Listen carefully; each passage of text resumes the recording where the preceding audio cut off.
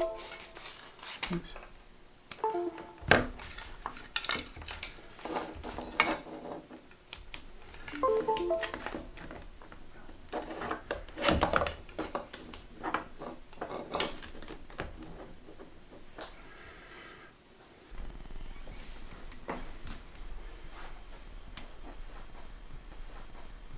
Hey there, Mission Control. So my desk was really cluttered, and my phone, I needed my phone to connect to the computer to have internet because our internet ran out.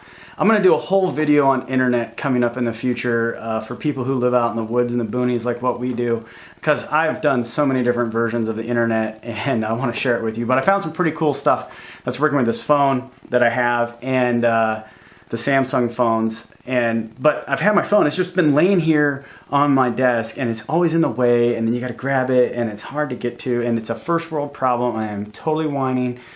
But I was like, you know what? I have a 3D printer and I know someone else has already had this problem. So I went to Thingiverse, I found a phone holder, and then last night I just hit print and woke up this morning, got my unit all printed, and now the phone is all organized. It's easy to see. I'm looking right at it. It's very nice. It's right in line with my whole workstation here.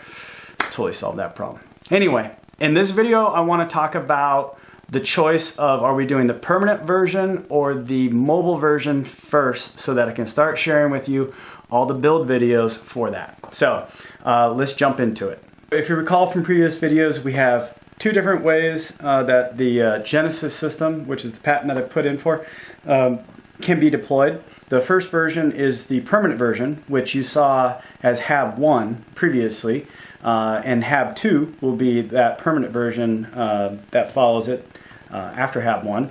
And then we have a mobile version, and we call that mobile version LifePod. When I was working with Eden, they already have a LifePod that they put together, which has been in a Connex box.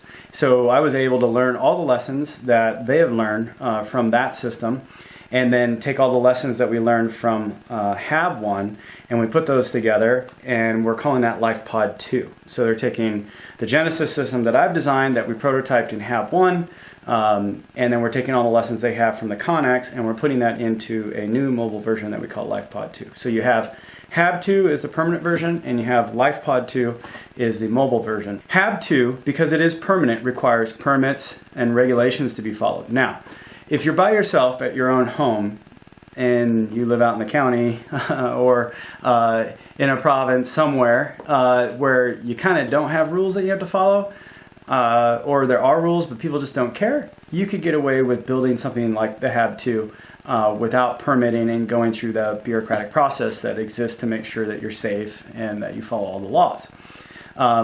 However, for me, as a Real Martian, putting this out on TV, on YouTube, also for Eden, since we're going to be selling these, either selling the plans or selling the actual structures themselves, you know, building them, general contractor, there are certain rules that we have to follow.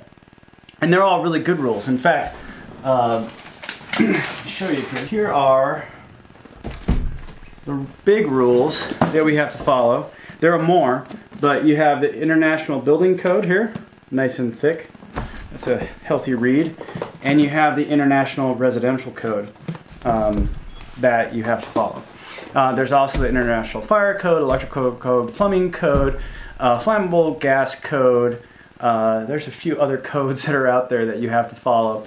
And you also have to have a professional engineer sign off. Now, a professional engineer just isn't an engineer that works as a profession. A professional engineer is a licensed engineer in the area that you're going to be building the thing that you're going to be building. So Washington, Oregon, or California, or wherever we're going to be building these, you have to make sure that you're following the rules and you have a professional engineer sign off on your plans such that you can build it in all these different places.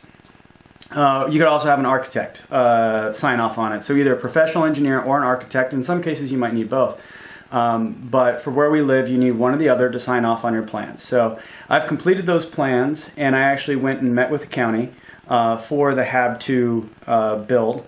And because of timelines and the review process and getting all the plans fully approved through that process, and due to the fact that we are on a timeline due to the amount of money that I have available in our bank account, we are going to build the mobile version first. instead of the permanent version. We're going to work on the permanent version in parallel. So I'm going to keep up my work on HAB 2, but it's all going to be with the regulators, signing off on plans, getting everything taken care of. That's good news for everybody out there, because once we get through all the planning process and we get our plans fully approved, we can sell those plans to you, and you don't have to go through that process, and that will save you months of effort that you have to go through. You'll still have to have your county or your province, your local authorities will have to approve it, but because we went through the approval process already, and let's face it, the West Coast is pretty stringent. California is being the most stringent, and Washington State isn't much further behind.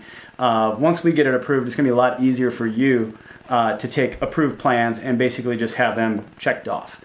You're not going to have to go through the experience that I do, which is, what is a digester, how are you storing the gas, living conditions inside of the HAB 2, because HAB 2 not only grows food, but you can actually also use it to live in, like a tiny home.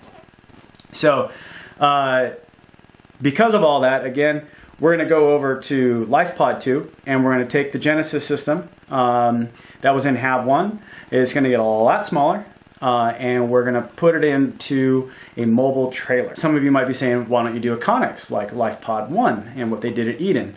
And the reason for that is that the Connex-based, the shipping container-based farms, they're not very efficient. There are efficiencies in them, but if you do your research, competitive analysis, market space analysis like what we've done, you're going to see a lot of them fail.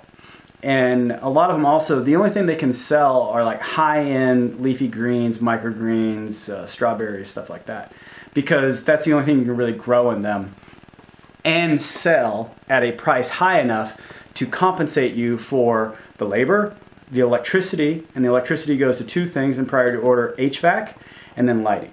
So their margins are like razor thin, and they're just not able to really get you over that hump, and the diversity of crops they have is very small. So LifePod 2 is going to compensate for that. It's also going to have our digester technology in it. Our energy production technology is going to be significantly more insulated.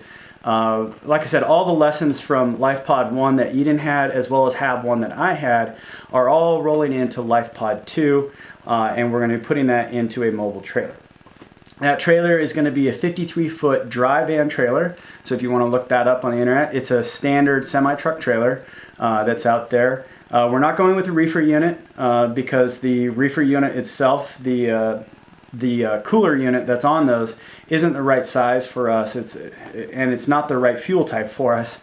It's not compatible with our systems, and the insulation that's in a reefer unit is not enough. So it's much easier to go with the dry van trailer. Again, 53-foot dry van trailer. You can check that out. But you're going to be seeing a lot of it here, so don't worry about it. If you don't know what it is, you're going to see it. And that's what we're going to be building. So we have a lot of work to do.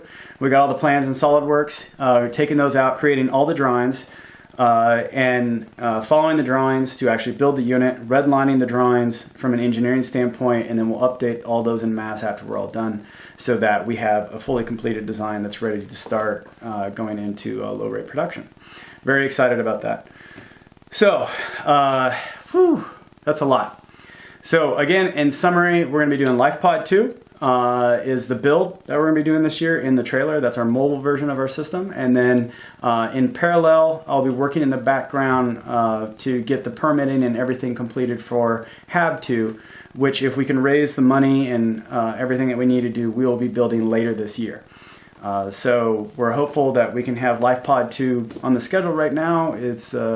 We're going to turn the power on and actually have it to where people can start visiting and seeing it, investors, in April, late April, which is behind where I wanted to be, but that's where it all ends up being at. And then once I get that thing going, I can kind of cut free and start really digging into HAB 2.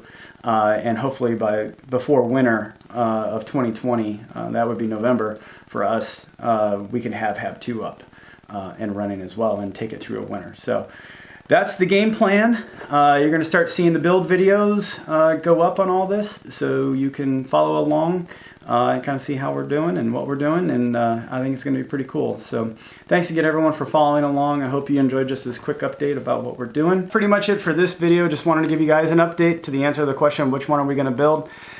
So if you enjoyed this video, be sure to give it a thumbs up, hit subscribe, ring that little bell, and don't forget you can follow us on Facebook, Twitter, Patreon, and on Instagram. In the meantime, this is The Real Martian, out.